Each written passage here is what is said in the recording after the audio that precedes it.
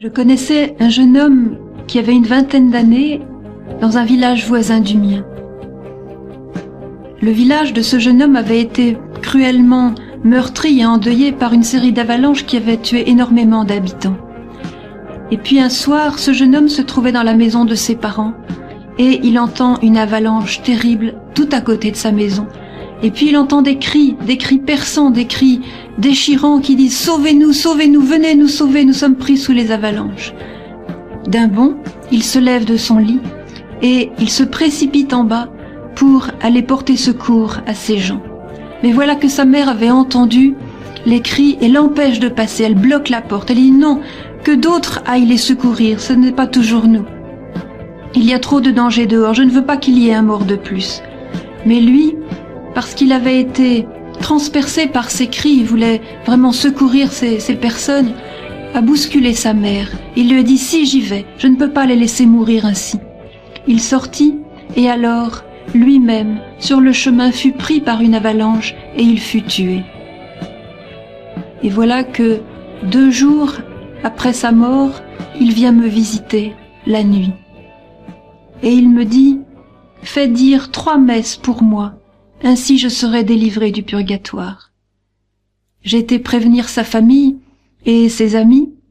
Ils ont été très étonnés de savoir que seulement après 3 messes il serait délivré du purgatoire. Ses amis m'ont dit « Oh, je n'aurais pas aimé être à sa place au moment de mourir si tu voyais toutes les bêtises qu'il a faites. » Et ce jeune homme m'a dit « Voilà, j'ai fait un acte de pur amour en donnant ma vie, en risquant ma vie pour ces personnes.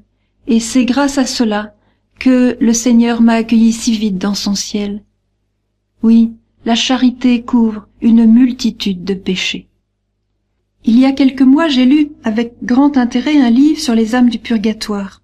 Et il m'a beaucoup frappé parce que il relatait des témoignages tout à fait actuels et par ailleurs il expliquait très bien la doctrine de l'Église à ce sujet. Et il s'agit d'un livre de Maria Simma qui s'appelle « Les âmes du purgatoire m'ont dit ». Alors, après avoir lu ce livre, vite j'écris à l'éditeur qui me dit que Maria Simma est encore vivante. Alors vite, je la contacte et elle accepte de me rencontrer pour répondre à mes nombreuses questions. Alors j'étais absolument ravie parce que à chaque fois que j'ai eu l'occasion de parler et de prêcher sur les âmes du purgatoire, j'ai constaté un intérêt absolument immense et inouï de la part de mes auditeurs. Et souvent, ils me suppliaient de leur en dire davantage, ils me poussaient dans mes retranchements, ils me disaient « Raconte-nous encore d'autres choses sur ces âmes ». Et je voyais bien que ça répondait à une soif très vive, à une soif de savoir ce qui nous attend, chacun de nous après la mort.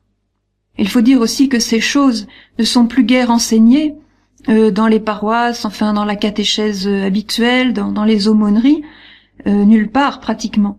Si bien que il y a un grand vide, un grand manque, si vous voulez, une grande ignorance, et même une certaine angoisse devant ces réalités des fins dernières. Alors justement, cette cassette va nous aider non seulement à faire complètement disparaître cette angoisse qui n'a absolument pas lieu d'être vis-à-vis du purgatoire, mais aussi j'espère qu'elle va nous éclairer et nous faire comprendre que, en fait, le plan de Dieu sur nous, sur notre devenir, eh bien, ce plan est absolument magnifique, splendide et vraiment enthousiasmant. Et aussi que nous avons entre nos mains un pouvoir immense sur cette terre de donner le bonheur aux âmes de nos défunts, d'une part, et aussi de le trouver nous-mêmes, ce bonheur, dans notre propre vie. Maria Simma a aujourd'hui 73 ans et elle vit seule dans sa petite maison de Sonntag. Sonntag, c'est un très beau village dans la montagne du Vorarlberg, en Autriche, et c'est là que je l'ai rencontrée. Alors, qui est-elle? Une simple paysanne, et depuis son enfance, elle prie beaucoup pour les âmes du purgatoire. Et à l'âge de 25 ans, elle a été favorisée d'un charisme très très particulier dans l'Église, très rare aussi, le charisme d'être visitée par les âmes du purgatoire. C'est une catholique fervente, je dois dire d'une grande humilité, ça m'a frappée, et aussi d'une grande simplicité. Et elle est très encouragée dans sa tâche par le curé de sa paroisse et aussi par son évêque, comme nous le verrons tout à l'heure. Et malgré l'aspect assez extraordinaire de son charisme, elle vit très pauvrement, très dépouillée.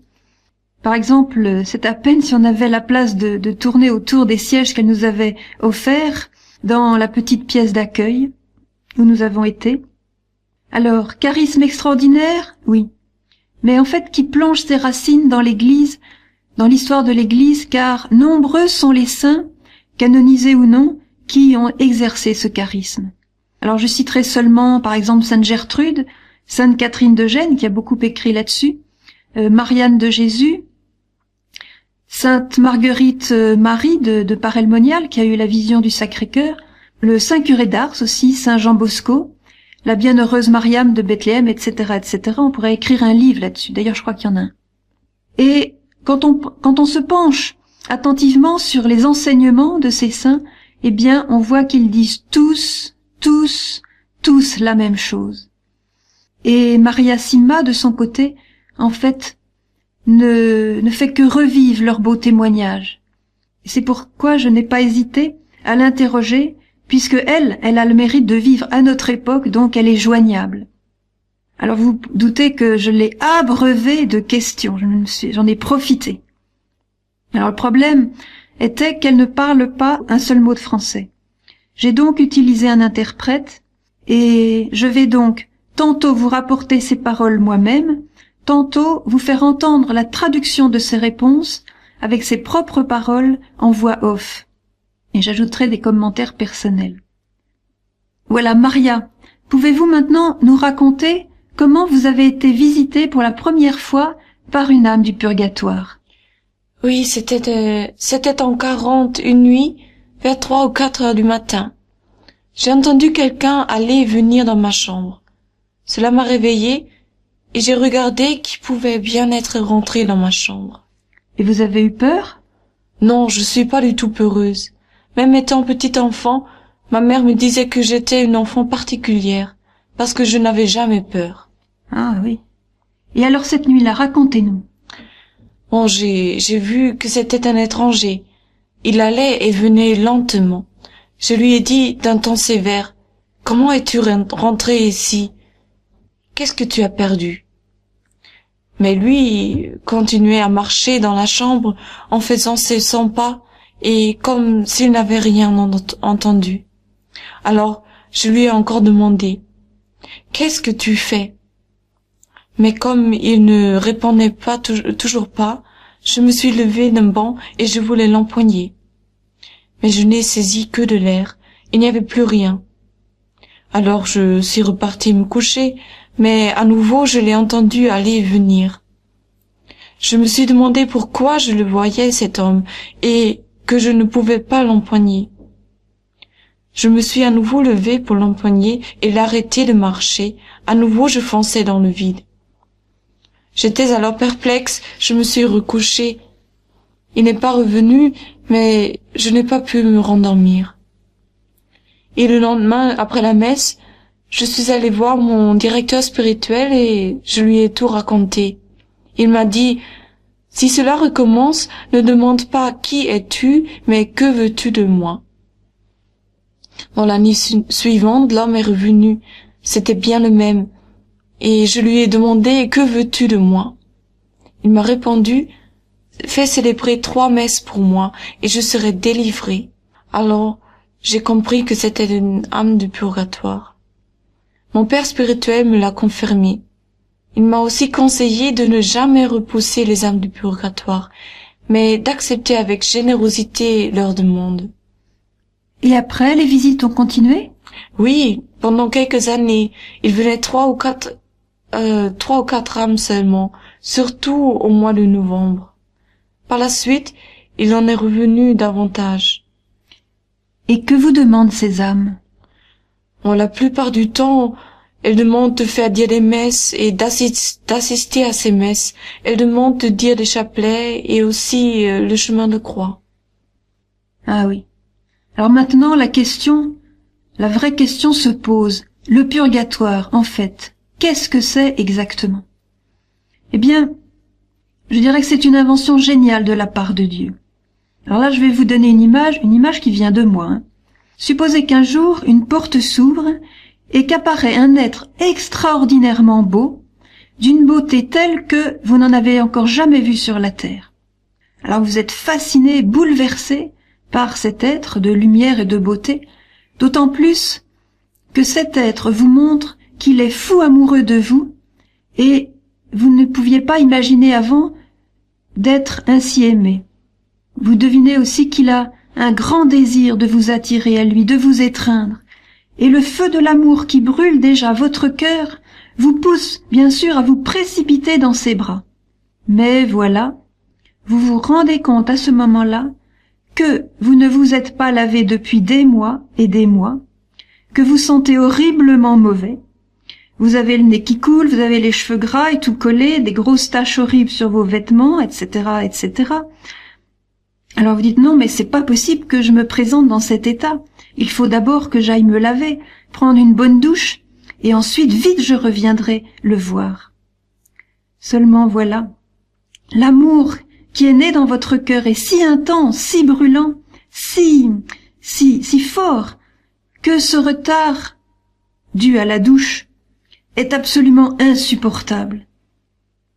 Et la douleur de l'absence, même si elle dure seulement quelques minutes, est une brûlure atroce dans le cœur. Et cette brûlure, elle est bien sûr proportionnelle à l'intensité de la révélation de l'amour. C'est une brûlure d'amour. Eh bien, le purgatoire, c'est exactement ça. C'est un retard imposé à cause de notre impureté, un retard avant l'étreinte de Dieu, une brûlure d'amour qui fait terriblement souffrir, une attente, si vous voulez, une nostalgie de l'amour. Et c'est précisément cette brûlure, cette nostalgie qui nous lave de ce qui est encore impur en nous. Le purgatoire, je dirais, c'est un lieu de désir, du désir fou de Dieu, du désir de ce Dieu que l'on connaît déjà parce qu'on l'a vu, mais auquel on n'est pas encore réunis. Les âmes du purgatoire parlent souvent à Maria de ce grand désir qu'elles ont de Dieu, et combien ce désir leur est profondément douloureux. C'est vraiment une agonie. En fait, je dirais, le purgatoire, c'est une grande crise de manque, du manque de Dieu. Mais là, je vais demander à Maria de nous préciser un point fondamental. Maria, est-ce que les âmes du purgatoire ont quand même la joie et l'espérance au milieu de leur souffrance? Oui, aucune âme ne voudrait repasser du purgatoire sur la terre, car elles ont une connaissance qui nous dépasse infiniment, et elles ne pourraient plus se décider à retourner dans les ténèbres de la terre. Oui, alors voilà toute la différence avec les souffrances que nous connaissons sur la terre. Parce qu'au purgatoire, même si la douleur de l'âme est terrible, eh bien la certitude que l'on a de vivre pour toujours avec Dieu, certitude inébranlable, eh bien cette certitude est si forte que la joie dépasse encore la douleur. Et pour rien au monde, on ne voudrait revivre sur la terre où on n'est jamais sûr de rien. Maria, maintenant, pouvez-vous nous dire si c'est Dieu qui envoie une âme au purgatoire, ou bien si c'est elle-même qui décide d'y aller? C'est l'âme elle-même qui veut aller au purgatoire, pour être pure avant d'aller au ciel. Oui, alors il faut dire aussi que l'âme, au moment quand elle est au purgatoire, elle épouse pleinement la volonté de Dieu. Par exemple, elle se réjouit du bien, elle désire notre bien, et elles aiment beaucoup Dieu, et nous aussi, elles nous aiment beaucoup. Elles sont parfaitement unies à l'esprit de Dieu, à la lumière de Dieu, si vous voulez. Maria, au moment de la mort, est-ce qu'on voit Dieu en pleine lumière ou d'une manière confuse? D'une manière encore confuse, mais c'est quand même une telle clarté que cela suffit pour avoir la nostalgie. Ah oui, bien sûr. Oui, en fait, c'est une clarté éblouissante par rapport aux ténèbres de la terre. Mais ce n'est encore rien par rapport à la pleine lumière que l'âme connaîtra quand elle ira au ciel. On peut d'ailleurs se reporter à ce niveau-là aux expériences décrites dans La vie après la vie. L'âme est si fascinée par cette lumière que ça lui est une agonie de retourner dans son corps sur la terre après cette expérience. Alors Maria, pouvez-vous nous dire quel est le rôle de la Sainte Vierge auprès des âmes du purgatoire? Oui, elle vient souvent pour les consoler et en leur disant qu'ils ont fait beaucoup de choses bien. Ah ben c'est sympathique. Oui, elle les encourage. Oui. Est-ce qu'il y a des jours particuliers où elle les délivre? Oui, surtout le jour de Noël, le jour de la Toussaint, le vendredi saint, et elle les délivre aussi le jour de l'Assomption et de l'Ascension de Jésus. Mais Maria, pourquoi va-t-on au purgatoire? Quels sont nos péchés qui entraînent le plus au purgatoire? Ce sont les péchés contre la charité, contre l'amour du prochain, la dureté du cœur, l'hostilité, la calomnie. Tout ça. Ah oui. Oui, je sais que la médisance et la calomnie sont parmi les pires souillures qui nécessitent une longue purification. Alors là, Maria nous cite l'exemple qui l'a beaucoup frappé. C'est un témoignage que je vais vous raconter d'un homme et d'une femme pour lesquels on lui avait demandé de se renseigner s'ils étaient au purgatoire. Et au grand étonnement de ceux qui avaient demandé, la femme était déjà au ciel et l'homme était au purgatoire. Et en fait, cette femme était morte alors qu'elle se faisait faire un avortement. Tandis que l'homme, lui, était très souvent à l'église et il avait apparemment une vie très digne et très pieuse. Et alors, elle s'est renseignée à nouveau, pensant qu'elle s'était trompée. Mais non, c'était bien ça. Ils étaient morts pratiquement en même temps. Mais la femme avait eu un grand repentir et elle était très humble. Tandis que l'homme, lui, il critiquait tout le monde. Il était toujours à se plaindre et à dire du mal des gens, à critiquer. Et c'est pour ça que son purgatoire a été très long. Et elle dit comme ça, oui, il ne faut pas juger sur les apparences. Alors contre la charité, bien sûr, il y a les péchés aussi qui sont tous nos rejets de certaines personnes que nous n'aimons pas, nos refus de faire la paix, nos refus de pardonner, et toutes les rancunes que nous entretenons. Et là, Maria nous a confié un témoignage très frappant à ce sujet. C'est l'histoire d'une personne qu'elle connaissait très bien. Cette personne est morte, c'était une femme, et elle était dans le purgatoire le plus terrible, avec des souffrances terribles. Et quand elle est venue voir Maria, elle lui a raconté pourquoi. C'est parce que elle avait une amie, une amie, avec laquelle il y avait une inimitié très grande. Et cette inimitié était due à elle-même. Et elle avait entretenu cette inimitié pendant des années et des années, alors que son amie, à plusieurs reprises, était venue demander la paix avec elle, la réconciliation. Et à chaque fois, elle avait refusé. Et lorsque cette femme est tombée gravement malade, elle a continué à fermer son cœur, à refuser la paix qui était proposée par son amie, et jusque sur son lit de mort, cette amie est venue la relancer pour faire la paix, et jusque sur son lit de mort, elle a refusé de faire la paix et de se réconcilier. Et c'est la raison pour laquelle elle s'est retrouvée dans un purgatoire extrêmement douloureux, et elle est venue demander de l'aide à Maria. Alors je crois que ce fait est très significatif. Et oui, sur la rancune entretenue. Quant aux paroles, oui, on dira jamais assez combien une parole de critique, une parole malveillante peut tuer vraiment, et combien aussi une parole peut guérir. Alors Maria, pouvez-vous nous dire quels sont ceux qui ont le plus de chances d'aller tout droit au ciel? Ceux qui ont bon cœur. Ah oui. Bon cœur avec tout le monde. La charité couvre une multitude des péchés. Oui, c'est saint Paul qui nous dit ça. Et quels sont les moyens que nous pouvons prendre sur la terre pour éviter le purgatoire et aller directement au ciel? Nous devons faire beaucoup pour les âmes du purgatoire, puisque c'est elles qui nous aident à leur tour. Il faut avoir beaucoup d'humilité. C'est la plus grande arme contre le mal, contre le malin. L'humilité chasse le mal. Alors ici, je ne résiste pas à l'envie de vous lire un très beau témoignage du père Berliou, qui a écrit un beau livre sur les âmes du purgatoire, à propos de l'aide offerte par les âmes du purgatoire à ceux qui les soulagent par leur prière et leur suffrage. On raconte qu'une personne particulièrement amie des âmes du purgatoire avait consacré sa vie à les soulager. Étant arrivée à l'heure de sa mort, elle fut assaillie avec fureur par le démon qui la voyait sur le point de lui échapper. Il semblait que l'abîme tout entier, ligué contre elle, l'entourait de ses infernales cohortes.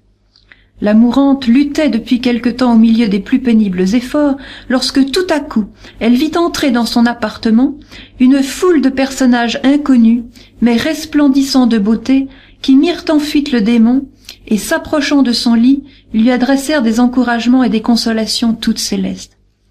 Poussant alors un profond soupir et transportée de joie, elle s'écriait « Qui êtes-vous? Qui êtes-vous de grâce, vous qui me faites tant de bien ?»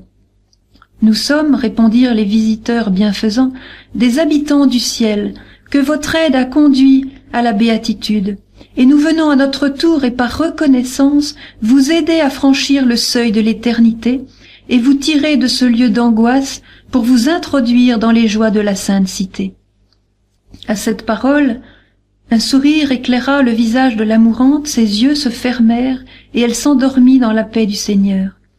Son âme, pure comme une colombe, se présentant au Seigneur des Seigneurs, trouva autant de protecteurs et d'avocats qu'elle avait délivrés d'âmes, et reconnue digne de la gloire, elle y entra comme en triomphe, au milieu des applaudissements et des bénédictions de tous ceux qu'elle avait tirés du purgatoire.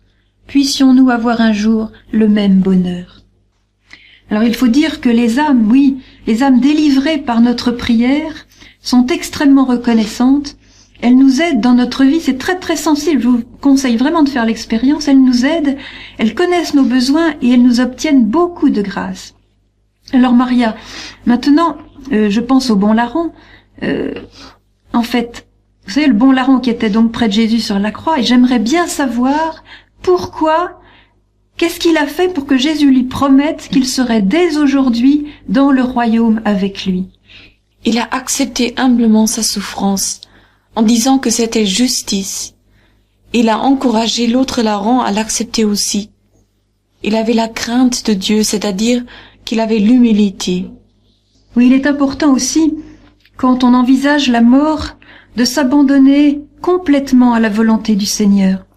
Et Maria me racontait le cas très beau d'une mère de 4 enfants qui allait mourir. Et au lieu de se révolter, de s'inquiéter, elle a dit au Seigneur: j'accepte la mort puisque tu le veux, et je remets ma vie entre tes mains. Je te confie mes enfants, je sais que tu en prendras soin. Et Maria me disait qu'à cause de cette immense confiance en Dieu qu'elle a eue, eh bien cette femme a été tout droit au ciel sans passer par le purgatoire. Un très bel exemple aussi est celui de ce jeune homme que nous avons... Oui, l'exemple de ce jeune homme que nous avons raconté tout au début de la cassette, et qui avait donc risqué sa vie pour sauver ses frères pris sous l'avalanche. Et là encore, on voit que la charité, qu'un seul acte d'amour gratuit couvre une multitude de péchés, parce que ce jeune homme avait une vie quand même assez dissolue, et le Seigneur a profité de ce moment d'amour pur, si vous voulez, pour le reprendre, parce qu'il a précisé à Maria, ce jeune homme, que jamais plus peut-être dans sa vie il n'aurait l'occasion d'exercer un acte d'amour aussi fort et qu'il serait peut-être devenu un mauvais homme. Et le Seigneur, dans sa miséricorde, l'a repris juste au moment où il était le plus beau devant lui, le plus pur, à cause de cet acte d'amour. Oui, on peut dire vraiment que l'amour, l'humilité et l'abandon à Dieu, voilà les clés en or qui nous font entrer directement au ciel. Alors Maria, pouvez-vous maintenant nous dire quels sont les moyens les plus efficaces pour aider à la délivrance des âmes du purgatoire? C'est la messe. Pourquoi la messe? Parce que c'est le Christ qui s'offre par amour pour nous. C'est l'offrande du Christ lui-même à Dieu, la plus belle des offrandes. Le prêtre est le représentant de Dieu, mais c'est Dieu lui-même qui s'offre et se sacrifie pour nous. L'efficacité de la messe pour les défunts est d'autant plus grande que ceux-ci ont eu de l'estime pour la messe de leur vivant. Ces y ont prié avec tout leur cœur et qu'ils y ont été aussi en semaine selon leur temps disponible. Cela tire grand profit des messes célébrées pour eux. Là aussi, on récoltera ce qu'on a semé. Oui, j'ajouterai une chose, c'est que une âme du purgatoire va très bien le jour de ses funérailles si on prie vraiment pour elle, ou bien si on a simplement fait acte de présence pour montrer qu'on est là. Et elles disent, les larmes ne servent à rien pour les aider, c'est vraiment la prière. Et souvent elles se plaignent que les gens vont à leur enterrement et n'ont pas une seule prière vers Dieu et qui versent beaucoup de larmes, et c'est inutile.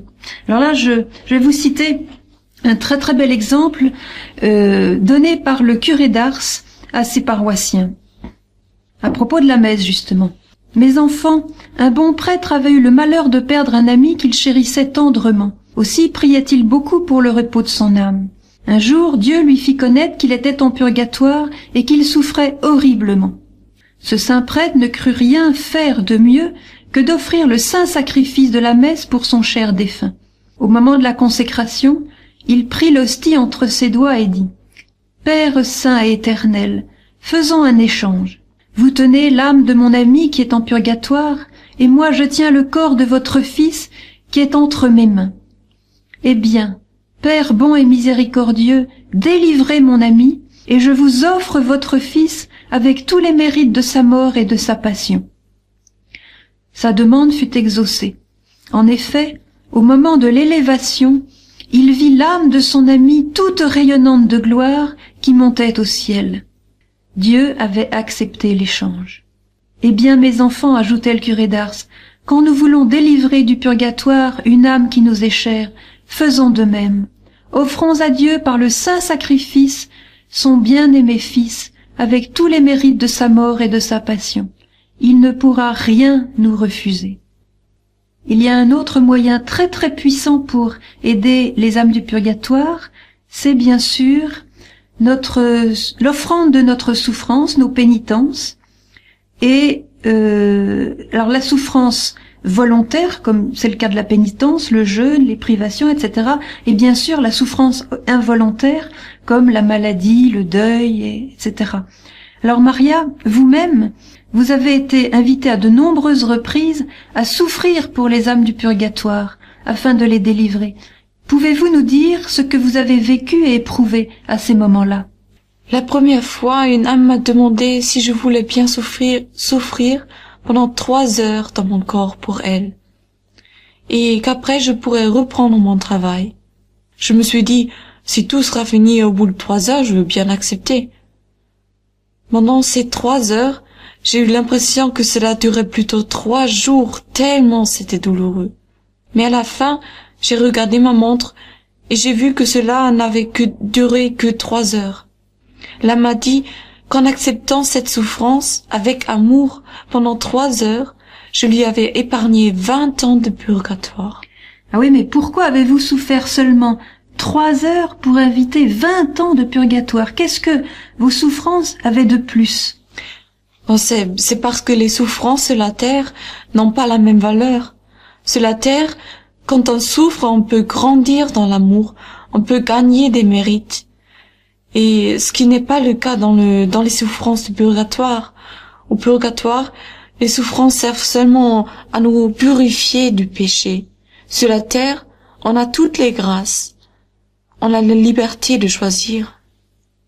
Oui, alors tout ça est très très encourageant parce que ça peut donner un sens extraordinaire à nos souffrances, puisque cette souffrance offerte, cette souffrance volontaire ou involontaire, les sacrifices même les plus petits que nous pouvons faire, la souffrance de la maladie, le deuil, les déceptions, eh bien si on les vit avec patience, si on les accueille avec humilité, eh bien ces souffrances peuvent avoir une puissance inouïe pour aider les âmes. Et la meilleure chose à faire, Maria nous le disait, c'est d'unir nos souffrances à celles de Jésus en les déposant dans les mains de Marie. Car c'est elle qui saura le mieux les utiliser, puisque souvent nous-mêmes, nous ne savons pas les besoins les plus urgents qui sont autour de nous. Et tout cela, bien sûr, Marie nous le rendra à l'heure de notre mort. Et ces souffrances-là, vous voyez, eh bien, il faut se dire et nous encourager quand on souffre, parce que ces souffrances-là, offertes, eh bien, ce seront nos trésors les plus précieux dans l'autre monde. Alors, un autre moyen très efficace, nous dit Maria, c'est le chemin de croix. Parce que, en contemplant les souffrances du Seigneur, nous commençons petit à petit à haïr le péché et à désirer le salut de tous les hommes. Et cette inclination du cœur apporte un grand soulagement aux âmes du purgatoire. Et cela donne aussi le repentir, cela suscite le repentir de nos péchés. Autre point très recommandé pour les âmes du purgatoire, c'est de dire le chapelet, le rosaire même, en faveur des défunts. Par le chapelet, de nombreuses âmes sont chaque année délivrées du purgatoire, et il faut dire là aussi que c'est la Mère de Dieu elle-même qui vient au purgatoire pour y délivrer les âmes. Et c'est très beau parce que les âmes du purgatoire appellent la Vierge Marie la Mère de miséricorde. C'est très très beau. Alors les âmes disent aussi à Maria que les indulgences ont une valeur inestimable pour leur délivrance. Et pour nous, c'est vraiment quelquefois de la cruauté de ne pas mettre à profit ces trésors que l'Église nous propose au profit des âmes. Alors au sujet des indulgences, ce serait trop long de tout expliquer ici, mais je vous renvoie au merveilleux texte écrit par Paul VI en 1968 à ce sujet. Vous pourrez le demander soit à votre curé, soit dans votre librairie religieuse.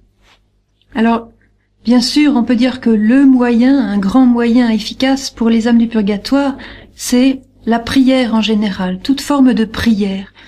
Et là, je voudrais vous donner le témoignage d'Hermann Cohen, qui est un artiste juif converti et qui a beaucoup vénéré l'Eucharistie, converti au catholicisme. Et cela se passait en 1864. Alors il avait quitté le monde, il était rentré dans un ordre religieux très austère, et il adorait énormément le Saint-Sacrement pour lequel il avait une grande vénération. Et pendant ces adorations, il suppliait le Seigneur de convertir sa mère, parce qu'il aimait beaucoup sa mère. Et voilà que sa mère est morte, et elle ne s'était pas convertie. Alors, Hermann a été fou de douleur, et il se prosterne devant le Saint-Sacrement en donnant libre cours à ses plaintes, et il priait ainsi. « Seigneur, je vous dois tout, il est vrai, mais que vous ai-je refusé ? Ma jeunesse, mes espérances dans le monde, le bien-être, les joies de la famille, un repos peut-être légitime, j'ai tout sacrifié dès que vous m'avez appelé. Mon sang je l'eusse donné de même. Et vous, Seigneur, vous, l'éternelle bonté qui avait promis de rendre au centuple, vous m'avez refusé l'âme de ma mère. Mon Dieu, je succombe à ce martyre, le murmure va s'exhaler de mes lèvres. » Les sanglots étouffaient ce pauvre cœur. Tout à coup, une voix mystérieuse frappe son oreille et dit « Homme de peu de foi, ta mère est sauvée. Sache que la prière a tout pouvoir auprès de moi.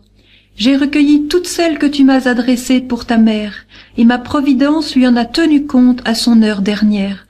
Au moment où elle expirait, je me suis présentée à elle, et à ma vue elle s'est écriée « Mon Seigneur et mon Dieu ». Relève donc ton courage, ta mère a évité la damnation et tes supplications ferventes délivreront bientôt son âme de la prison du purgatoire. Et on sait que le révérend père Hermann Cohen, très peu de temps après, apprit par une seconde apparition que sa mère montait au ciel. Voilà ce très beau témoignage d'Hermann Cohen. Je recommande aussi beaucoup les prières, les oraisons de Sainte Brigitte qui sont très recommandées pour les âmes du purgatoire. Alors les oraisons de Sainte Brigitte, c'est pareil, vous les trouverez en demandant à votre curé ou à votre librairie. Alors j'ajouterai à cela une chose importante, c'est que les âmes du purgatoire ne peuvent plus rien pour elles-mêmes. Elles sont totalement impuissantes.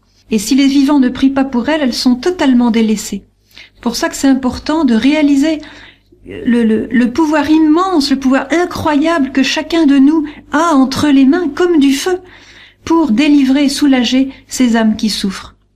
Par exemple, on n'aurait jamais l'idée de ne pas secourir un enfant qui serait tombé devant nous d'un arbre et qui se serait horriblement fracturé. Et bien sûr, on ferait tout pour lui. Et de même, nous devons prendre à cœur ces âmes qui attendent tout de nous et qui sont suspendues à la moindre de nos offrandes ou la moindre de nos prières pour être soulagées de leur peine.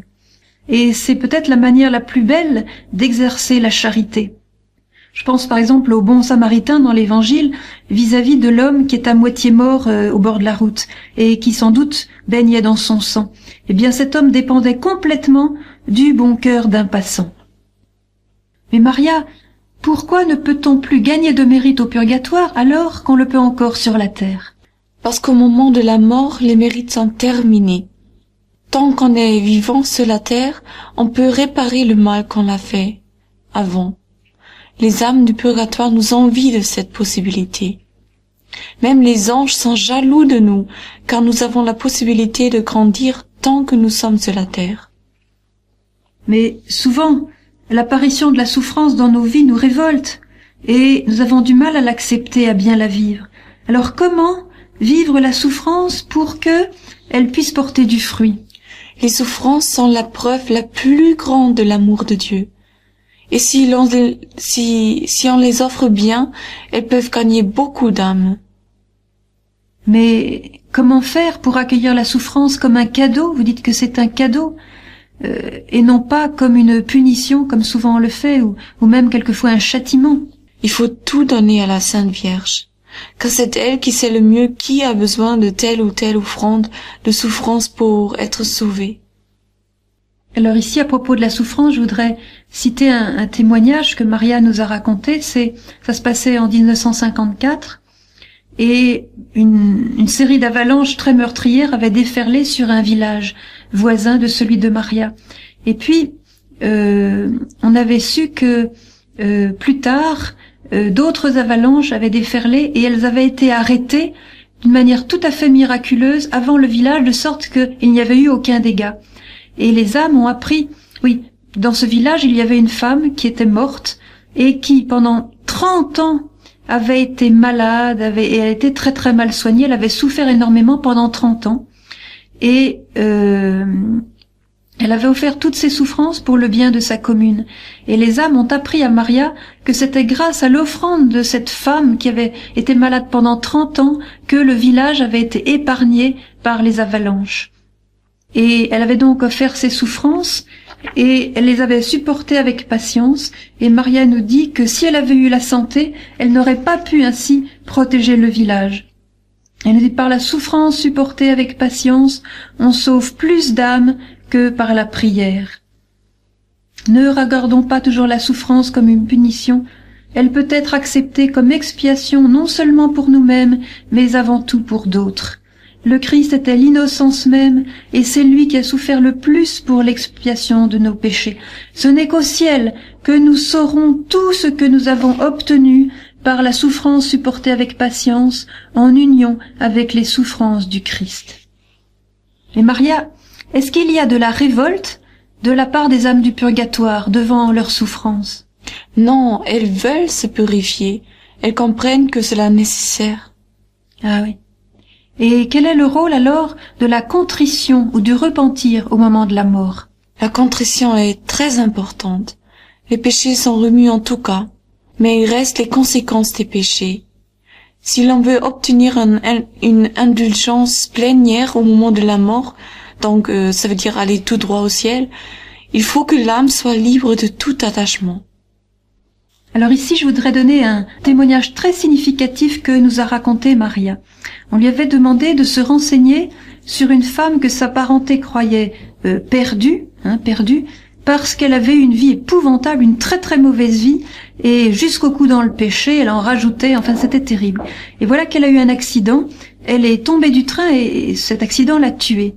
Et une âme a dit à Maria que cette femme était sauvée, elle était sauvée de l'enfer, parce que au moment de mourir, elle a dit à Dieu, « Tu as raison de me reprendre la vie, parce que comme cela, je ne pourrai plus t'offenser. » Et cela a extirpé tous ses péchés. Alors c'est très significatif parce que ça montre que un seul élan d'humilité, de repentir au moment de la mort peut nous sauver. Ça ne veut pas dire qu'elle n'a pas fait de purgatoire, mais au moins elle a évité l'enfer que peut-être elle méritait par son impiété.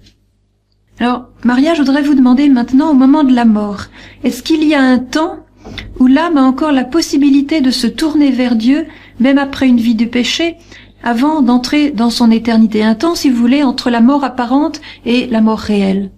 Oui, le Seigneur, il donne quelques minutes à chacun pour regretter ses péchés et pour se décider, j'accepte ou je n'accepte pas d'aller voir Dieu.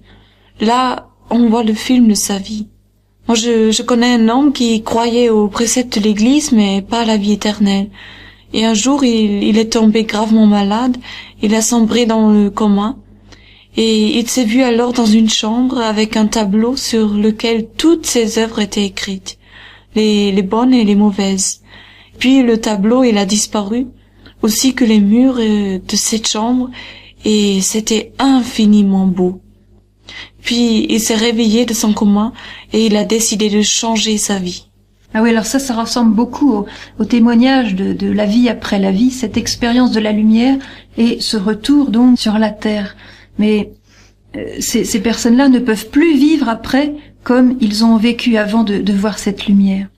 Mais alors Maria, est-ce qu'au moment de la mort, Dieu se révèle avec la même intensité à toutes les âmes? À chacun est donnée la connaissance de sa vie et aussi la souffrance à venir. Mais ce n'est pas pareil pour tout le monde. L'intensité de la révélation du Seigneur dépend de la vie de chacun. Et Maria, est-ce que le diable a la permission de nous attaquer au moment de notre mort? Oui, mais l'homme a aussi la grâce de lui résister et de le repousser. Car si l'homme ne veut pas, le démon, il ne peut rien faire. Ah, c'est bien. Mais quand quelqu'un sait qu'il va mourir bientôt, à votre avis, quelle est la meilleure préparation qu'il puisse faire? S'abandonner totalement au Seigneur, offrir toute sa souffrance, être heureux de Dieu. Ah oui. Et quelle attitude avoir devant quelqu'un qui va mourir? Qu'est-ce qu'on peut faire de mieux pour lui? En tout cas, beaucoup prier et le préparer à mourir. On doit lui dire la vérité. Et Maria, quel conseil donneriez-vous à celui qui voudrait devenir saint dès cette terre? Être très humble. Il faut pas s'occuper de soi-même.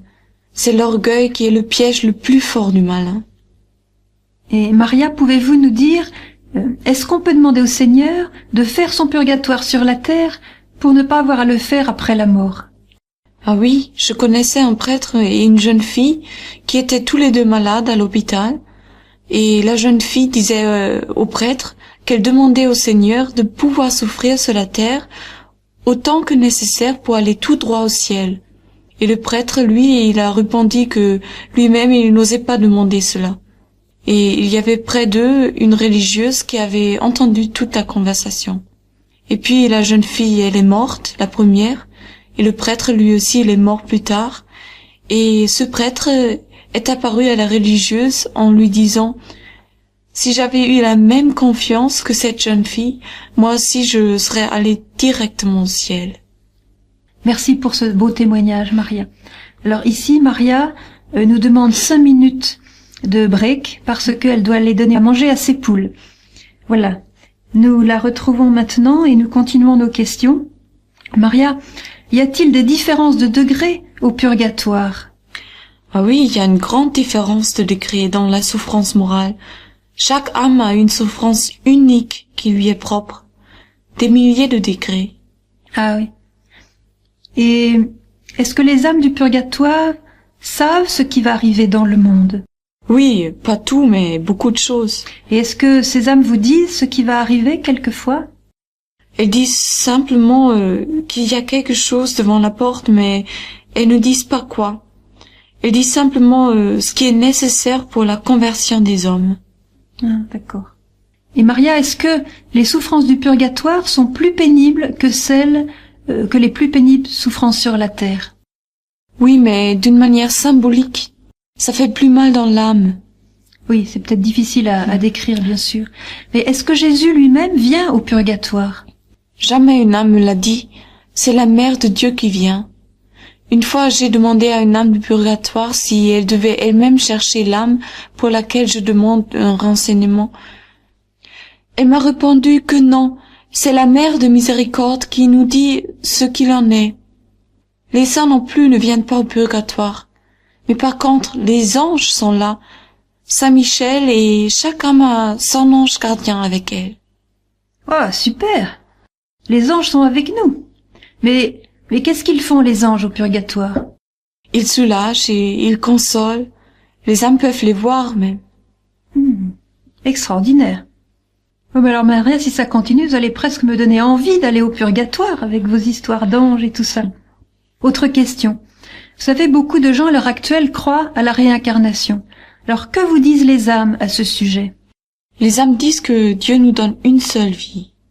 Oui.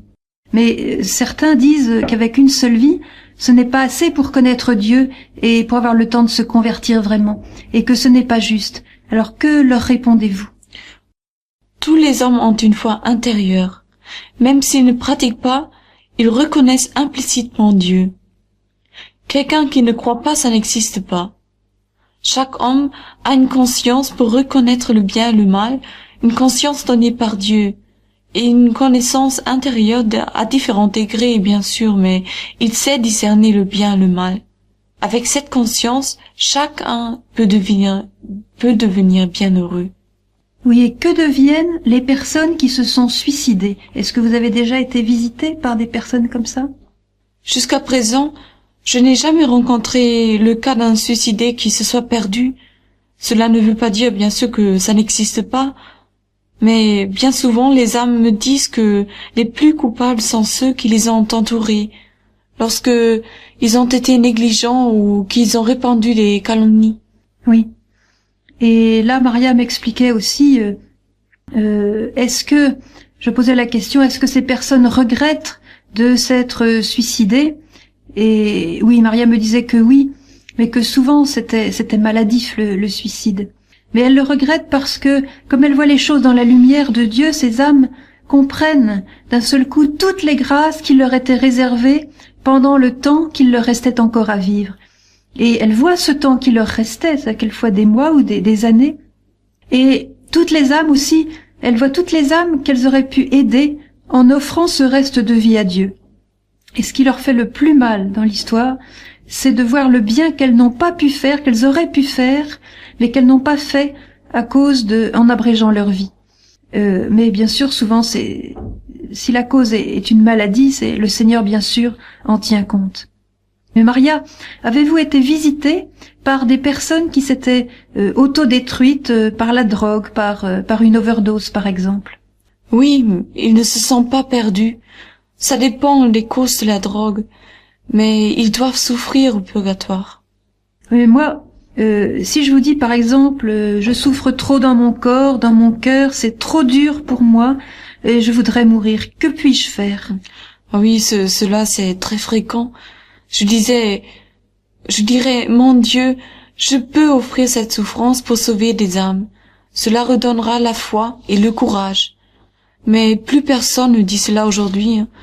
On peut dire aussi qu'en faisant ainsi, l'âme gagne une grande béatitude, un grand bonheur pour le ciel. Et au ciel, il y a des milliers de bonheurs différentes. Mais chacun est une bonheur plaignée. Et tout désir est comblé. Chacun sait qu'il n'a pas mérité plus. Ah oui. Et Maria, je voudrais vous demander, est-ce que des personnes d'autres religions, par exemple, est-ce que des juifs sont venus vous visiter? Oui, ils sont heureux. Celui qui vit bien sa foi est heureux. Mais c'est à travers la foi catholique qu'on gagne le plus pour le ciel. Maria, est-ce qu'il y a des prêtres au purgatoire? Oh là, je vois Maria qui lève les yeux au ciel d'un air de dire hélas. Oui, il y en a beaucoup. Ils n'ont pas aidé à avoir le respect de l'Eucharistie, et alors toute la foi en souffre. Ils sont souvent au purgatoire pour avoir négligé la prière, et leur foi a diminué. Mais il y en a aussi beaucoup qui sont allés tout droit au ciel. Ah bon? Que diriez-vous alors à un prêtre qui voudrait vraiment être selon le cœur de Dieu? Je lui conseillerais de beaucoup prier l'Esprit Saint et de dire son chapelet tous les jours. Et Maria, est-ce qu'il y a des enfants au purgatoire? Oui, mais pour eux, le purgatoire n'est pas très long et pas très pénible parce que il leur manque le plein de discernement. Et je pense que certains sont venus vous voir, vous me disiez, oui, l'histoire de la plus jeune que vous avez vue, la petite enfant la plus jeune, c'était une petite fille de 4 ans. Et pourquoi est-ce qu'elle était au purgatoire? C'est parce que elle avait reçu en cadeau de Noël de ses parents une poupée. Or, elle avait une sœur jumelle qui avait reçu elle aussi une poupée. Et voilà que cette petite fille de 4 ans a cassé sa poupée. Et alors, subrepticement, sachant que personne ne la voyait, elle a été mettre sa poupée cassée à la place de celle de sa sœur et faire ainsi l'échange, en sachant très bien dans son petit cœur que elle allait faire beaucoup de peine à sa sœur, et elle savait très bien aussi que c'était un mensonge et une injustice. Et à cause de ça, la pauvre petite fille, eh bien, elle a fait du purgatoire. Oui, les enfants ont souvent une conscience plus vive que les adultes. Il faut surtout lutter contre le mensonge et ils y sont très sensibles. Mais Maria, comment est-ce que les parents peuvent aider à la formation de la conscience de leurs enfants?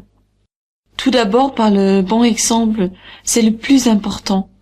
Et puis par la prière. Les parents doivent bénir les enfants et bien les instruire aux choses de Dieu. Très important. Et est-ce que vous avez été visité par des âmes qui, sur la terre, pratiquaient des perversions, je pense par exemple au domaine sexuel? Oui, elles ne sont pas perdues, mais elles ont beaucoup à souffrir pour se purifier. L'homosexualité vient, par exemple, ça vient vraiment du mal. Mais alors, quel conseil donneriez-vous à toutes ces personnes qui sont atteintes par l'homosexualité, qui ont cette tendance en elles, si vous voulez? C'est de prier, de beaucoup prier pour avoir la force de se détourner de cela. Il faut surtout prier l'archange Saint Michel parce que c'est lui par excellence qui combat contre le mal. Ah oui, l'archange Saint Michel. Oui. Quelles sont les attitudes du cœur qui peuvent nous conduire à la perte de notre âme, à la perte définitive de notre âme, c'est-à-dire à l'enfer, quoi? C'est lorsque l'on ne veut pas aller vers Dieu. C'est-à-dire, je ne veux pas. De dire je ne veux pas. Oui, c'est de dire. Alors, oui, merci Maria, parce que je voudrais signaler ici que j'ai interrogé sur ce sujet Vitska, vous savez, l'une des voyantes de Medjugorje, qui me disait aussi que ceux qui vont en enfer, parce qu'elle a vu l'enfer, ceux qui vont en enfer sont uniquement ceux qui décident d'y aller. Et ce n'est pas Dieu qui met en enfer, au contraire, lui, il est là, il supplie l'âme d'accueillir sa miséricorde. Le péché contre l'Esprit Saint dont parle Jésus et qui donc n'est pas pardonné, eh bien c'est le refus radical de la miséricorde, et cela en pleine lumière, en pleine conscience. Je signale que Jean-Paul II l'explique très bien dans son encyclique sur la miséricorde. Mais là encore, nous pouvons beaucoup faire par la prière pour les âmes qui sont en danger de se perdre. Alors là, je vais demander à Maria un petit témoignage. Bon, un jour j'étais dans le train et dans mon compartiment il y avait un homme qui n'arrêtait pas de dire du mal contre l'Église, contre les prêtres, contre Dieu même. Et il n'arrêtait pas de dire du mal et moi je lui dis écoutez, vous n'avez pas le droit de dire tout ça, c'est pas bien. Et bon, ensuite je suis arrivée à ma gare, je suis descendue du train et en descendant les 2 marches, je disais simplement à Dieu, Seigneur, que cette âme ne se perde pas. Et des années plus tard, l'âme de cet homme est venue me visiter et il m'a raconté qu'il est passé tout près de l'enfer et qu'il était sauvé de l'enfer simplement par cette prière que j'ai faite en ce moment-là. Oui, ça c'est extraordinaire de voir que simplement une pensée, un élan du cœur, une simple prière pour quelqu'un peut l'empêcher de tomber en enfer. Parce que, oui, c'est l'orgueil qui met en enfer. L'enfer, c'est de s'entêter dans le non contre Dieu. Et nos prières peuvent provoquer un acte d'humilité chez celui qui meurt, un seul élan d'humilité, si minime soit-il, de telle sorte qu'il évite l'enfer. Mais Maria, c'est quand même incroyable. Comment est-ce qu'on peut en arriver à ce stade de dire complètement non à Dieu au moment de la mort alors qu'on le voit? Par exemple, un homme m'a dit qu'il ne voulait pas aller au ciel. Et pourquoi? C'est parce que Dieu accepte les injustes, les injustices. Et je lui ai dit que c'était les hommes, pas Dieu. Il disait, j'espère que je ne rencontrerai pas Dieu après ma mort, car alors je le tuerai avec une hache. Il avait une haine profonde contre Dieu. Et Dieu, il laisse à l'homme sa volonté libre. Il pourrait empêcher cette volonté, mais non, il veut laisser à chacun son libre choix. Dieu donne à chacun dans sa vie sur terre et à l'heure de sa mort assez de grâce pour se convertir, même après une vie passée dans les ténèbres. Et si on demande pardon, sans calcul, oui, bien sûr, on peut être sauvé. Ah oui. Et Jésus a dit qu'il était difficile à un riche d'entrer dans le royaume des cieux. Est-ce que vous avez vu des cas semblables? Oui, s'ils font des bonnes œuvres, des œuvres de charité, s'ils pratiquent l'amour, alors ils peuvent y arriver comme les pauvres. Et maintenant, Maria, à l'heure actuelle, est-ce que vous avez encore des visites d'âmes du purgatoire? Oui, 2 ou 3 fois par semaine. Ah, quand même, hein? Oui. Et alors, je voulais vous demander, qu'est-ce que vous pensez des pratiques de spiritisme? Par exemple, quand on appelle les esprits des défunts, qu'on fait tourner les tables, etc. Bah, ce n'est pas bien. C'est toujours le mal. C'est le diable qui fait bouger les tables. Ah oui, ça c'est important de le dire, parce que il y en a de plus en plus maintenant. Et alors, précisez-nous s'il vous plaît, quelle différence y a-t-il entre ce que vous vivez avec les âmes des défunts et les pratiques de spiritisme? On ne peut pas appeler les âmes. Moi, je ne cherche pas leur venue. Dans le spiritisme, on les provoque. On provoque les esprits, on les appelle. Et est-ce que, personnellement, vous avez déjà été trompé par de fausses apparitions? Par exemple, le diable qui se déguise en âme du purgatoire pour vous parler. Ah oui. Oui, une fois, une âme est venue me voir et elle m'a dit n'accepte pas l'âme qui va venir après moi parce qu'elle va te demander trop de souffrance, ça va pas être à ta portée, tu pourras pas faire ce qu'elle te demandera.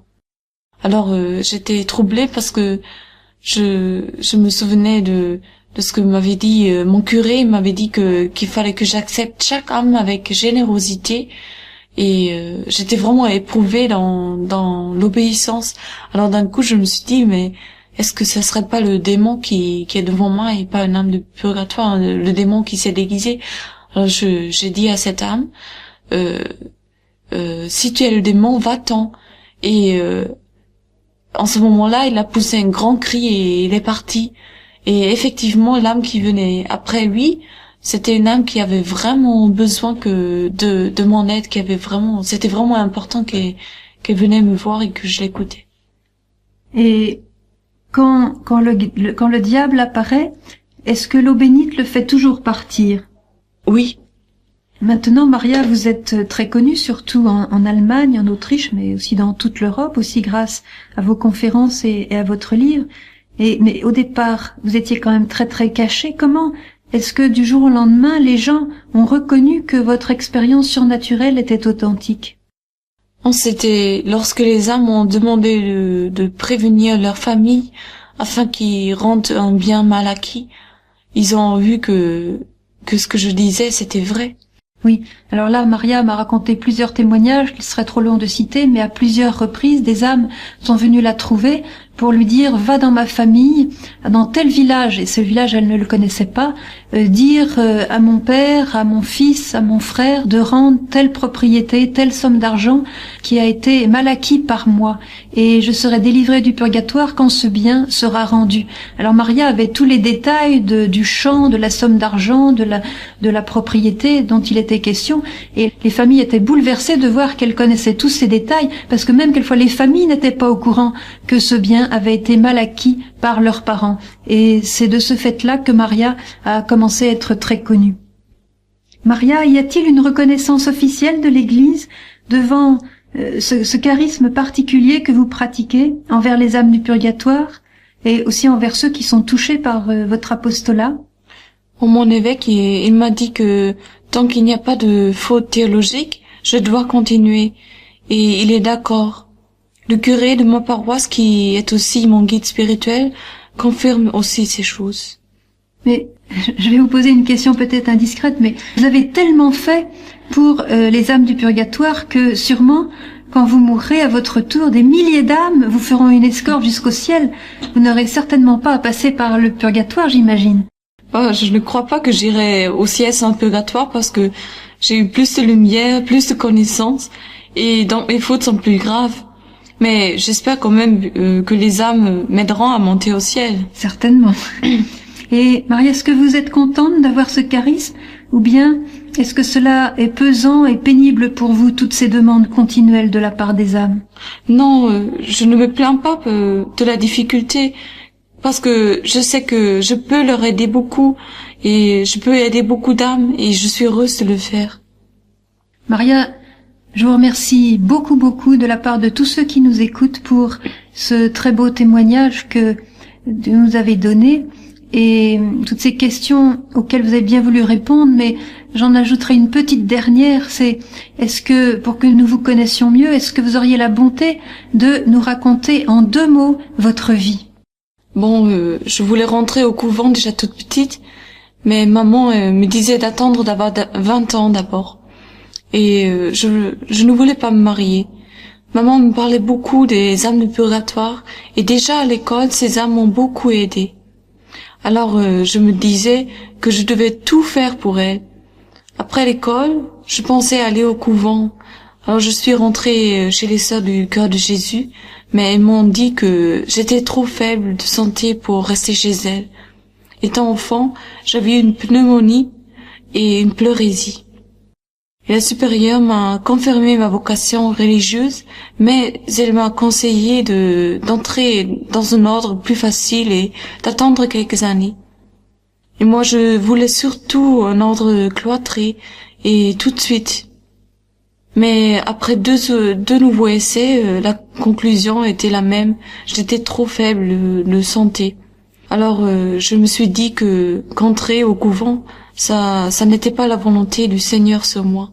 Alors j'ai beaucoup souffert moralement. Je me disais, le Seigneur, il m'a pas montré ce qu'il veut de moi. Et jusqu'au moment où il m'a confié cette tâche, à l'âge de 25 ans, pour les âmes du purgatoire. Il m'avait fait attendre 8 ans. À la maison, on était 8 enfants. Je travaillais chez nous à la ferme dès l'âge de 15 ans. Et puis je suis allée en Allemagne comme bonne chez un paysan. Et après, j'ai travaillé ici à la ferme à Sonntag. Et à partir de 25 ans, quand les âmes ont commencé à venir et que j'ai eu beaucoup à souffrir pour elles, je vais beaucoup mieux physiquement. Voilà. Eh bien moi je vous dis, ça fait vraiment plaisir de voir une vie comme celle-là, une vie toute donnée, une vie dont chaque seconde, chaque heure a vraiment un poids d'éternité, non seulement pour elle-même, mais pour tant et tant et tant d'âmes, connues ou inconnues, qu'elle aura ainsi aidé à se délivrer du purgatoire. Alors, maintenant j'ai une proposition à vous faire, à chacun de vous qui m'écoutez. Eh bien, c'est que on pourrait prendre la décision que aucun de nous n'aille au purgatoire. Et ça, c'est possible. On a tout dans les mains pour y arriver. Et je me souviens d'une parole de Saint Jean de la Croix qui dit que la providence de Dieu pourvoit toujours dans une vie à la purification nécessaire pour que lorsque nous sommes trouvés à l'heure de la mort, eh bien, nous puissions aller tout droit au ciel. La providence nous met assez dans notre vie de contrariété, d'épreuves, de souffrances, de maladies, assez pour que toutes ces purifications soient suffisantes pour nous emmener tout droit au ciel à l'heure de notre mort. Et pourquoi ce n'est pas ce qui arrive, c'est que nous révoltons, nous n'accueillons pas avec amour, avec reconnaissance ce cadeau de l'épreuve dans notre vie, et nous péchons par révolte, nous péchons par insoumission, si vous voulez. Alors demandons au Seigneur la grâce de tout saisir, vraiment, pour que, au jour de notre mort, il nous voie resplendissants de pureté et de beauté. Alors, bien sûr, si nous décidons ça, je ne dis pas que le chemin sera facile, parce que, entre nous, le Seigneur n'a jamais promis que le chemin sera facile, n'a pas promis la facilité, mais le chemin sera dans la paix, et le chemin sera un chemin de bonheur, ça oui, le Seigneur sera avec nous. Et surtout, et c'est là-dessus que je voudrais mettre l'accent maintenant, profitons du temps qui nous reste sur la terre, ce temps qui est si précieux, pendant lequel il nous est encore donné de grandir dans l'amour. Et grandir dans l'amour, c'est-à-dire dans la gloire à venir et dans la beauté qui nous est destinée. À chaque minute, nous pouvons encore grandir dans l'amour. Et les âmes du purgatoire, elles, ne le peuvent plus. Et les anges même nous envient ce pouvoir que nous avons de grandir à chaque minute dans l'amour quand nous sommes sur la terre.